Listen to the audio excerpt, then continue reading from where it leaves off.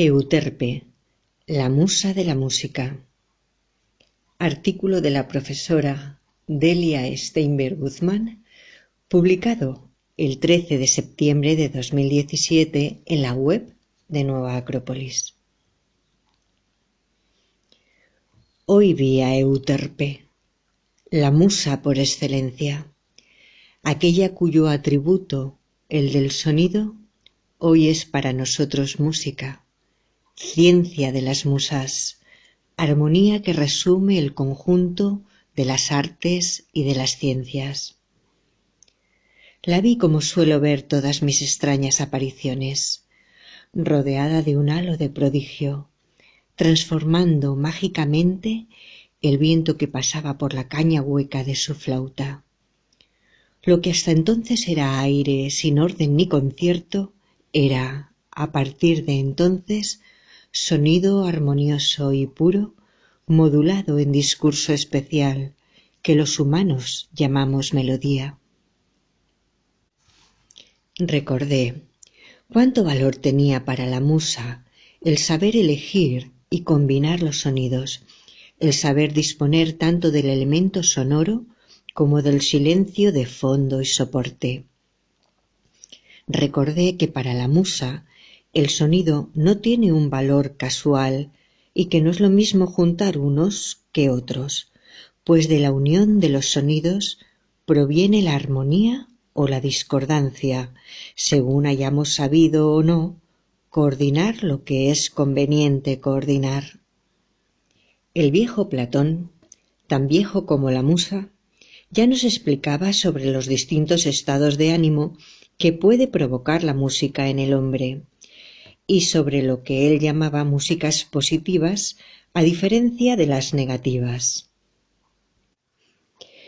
La positiva era aquella que elevaba el corazón del hombre, preparándolo para grandes empresas, haciéndole sentir fuerte y seguro de sí mismo, activo, feliz, sereno. La negativa, en cambio, alentaba la melancolía, el desánimo, el temor y la inseguridad, el miedo a fracasar, la tendencia a la inercia. Y, oh paradoja, hoy que hay tantos y tantos sitios dedicados a la música, nos hallamos en presencia de otros tantos templos profanados donde no se adora a Euterpe, sino a su negra contraparte. Si descontamos las excepciones, que por eso son excepciones, veremos que la música de hoy no es arte, no surge de la inspiración.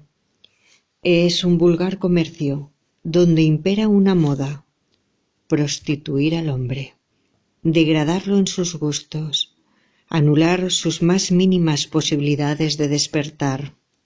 Y por consiguiente hay que seguir la moda. Cuanto más pagan mejor, y la moda es un artículo caro.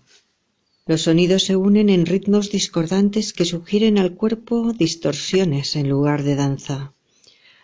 La armonía se pierde en saltos simiescos, y la voz humana se confunde con estertores de bestias moribundas. La flauta de Euterpe, pobre flauta, ya no alcanza para expresar tanto desastre. Ha sido sustituida por exóticos instrumentos donde es 1000 veces mejor el viento que entra por una punta que la melodía que sale por la otra. Pero como no hay otra música para escuchar, esta es la que se escucha y la que termina por gustar en esta ausencia total de belleza y armonía. Especialmente la juventud se adormece en sones melancólicos, instintivos, sensuales e incitantes. Todo es bueno con tal de que los jóvenes malgasten sus lógicas energías. Si creciesen sanamente, cuántas mentiras, cuánto dolor, cuánta miseria no se evitarían. Pero Euterpe no cabe en este mundo. Ha sido desterrada, al punto de que mi humilde visión terminó por esfumarse al compás de golpes y ruidos lejanos que hasta mí, y hasta ella también, llegaban desde una casa de música.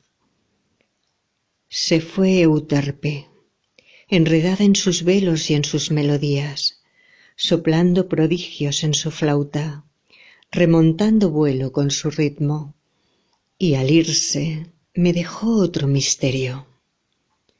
Su flauta es hueca. El viento corre por ella porque la flauta lo deja correr. Tan solo lo recoge, lo modula y nuevamente lo deja salir transformado en música para los oídos. Euterpe es hueca. Es pura y limpia como los primeros rayos del sol en la mañana. Por eso caben en ella la belleza y la armonía. ¿Y nosotros? ¿Qué somos nosotros? Pobres cañas taponadas por el barro del tiempo, recubiertas por el musgo de las pasiones, inutilizadas por el óxido de la fallida voluntad. Hace falta al hombre, como alguna vez lo enseñó Euterpe, limpiarse y abrirse por dentro, ejerciendo una fuerza suprema en base a otra fuerza ideal. Y entonces sonará el instrumento. Entonces el mundo sabrá cuál es la armonía todavía oculta que resulta del hecho de ser hombre. Por este tu mensaje, gracias, Euterpe, y por dejarte ver la promesa de no borrarte ya jamás de mi horizonte.